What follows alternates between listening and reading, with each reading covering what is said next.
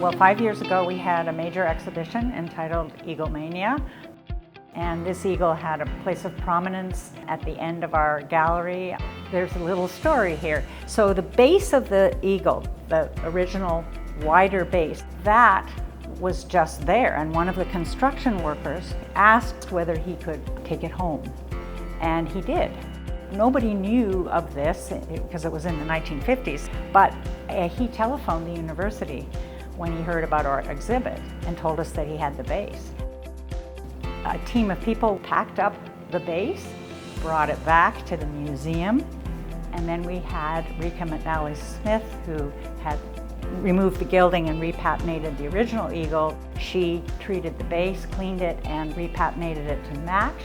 Then both pieces went back to Woburn, to the Skylight Studios, and they reunited the two pieces together.